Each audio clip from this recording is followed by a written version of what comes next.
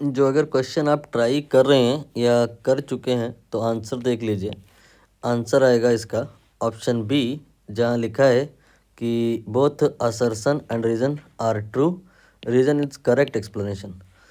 Assertion क्या है? Electron microscope कह रहे हैं कि ये अचीव करता है better resolving power compare to optical microscope. ये बात सही है, इसका भी प्रॉपर आपको प्रूफ भी दिया जाएगा। बट आप इस प्रकार से इसको दिमाग में सेट करें कि आजकल जो इंडस्ट्री है वो थारोवली इस माइक्रोस्कोप पर निर्भर हो रही है और इसका यूज़ धीरे धीरे कम होता जा रहा है। वो इसीलिए कि जो आपका ये इलेक्ट्रॉन माइक्रोस्कोप है ये बहुत ज़्यादा रिजॉल्विंग पावर का होता है कंपेयर टू ऑप्टिकल माइक्रोस्कोप। अब बात करते हैं ऐसा क्यों। तो यहाँ पर कुछ थोड़ी थोड़ी बातें हैं पुरानी आपने पढ़ रखी हैं, उनको एक साथ कनेक्ट करिए।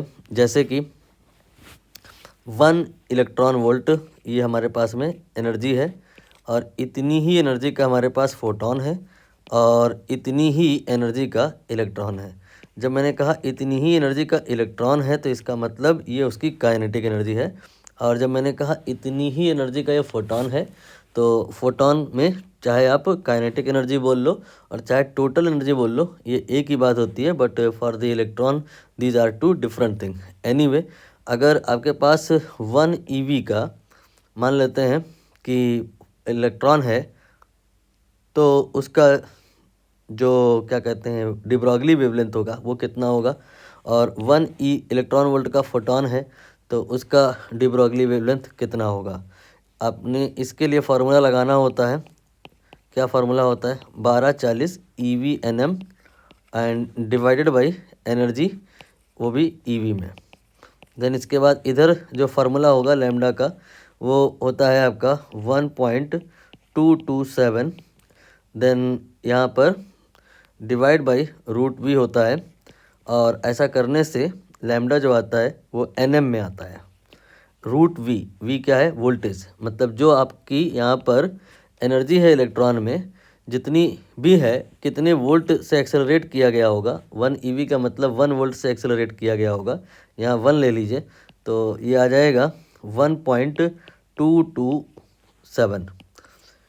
तो जो आपका इलेक्ट्रॉन है उसका आप देख लो, जो लैम्डा है 1.227 आया है, जबकि अगर आप इधर देखें तो ये आपका 1240 आया है।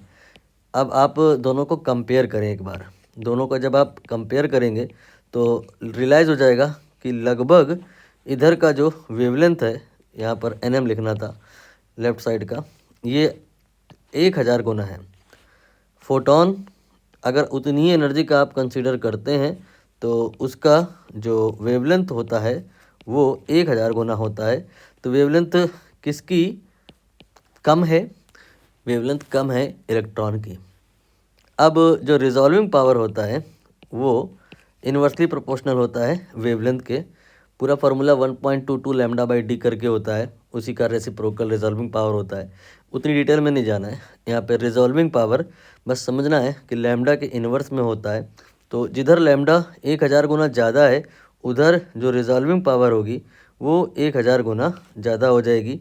तो रिजॉल्विंग पावर अगर इधर आप 1 कह रहे हो तो इलेक्ट्रॉन माइक्रोस्कोप की लगभग 1000 गुना हो जाएगी।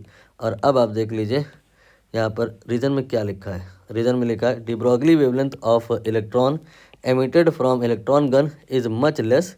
डी ब्रॉगली वेवलेंथ 1000 गुना कम है, due to that resolving power बढ़ जाती है। तो रीज़न करेक्ट है और यही डी ब्रॉगली वेवलेंथ का कम होना मूल कारण है जिसकी वजह से electron microscope better resolving power achieve कर लेता है।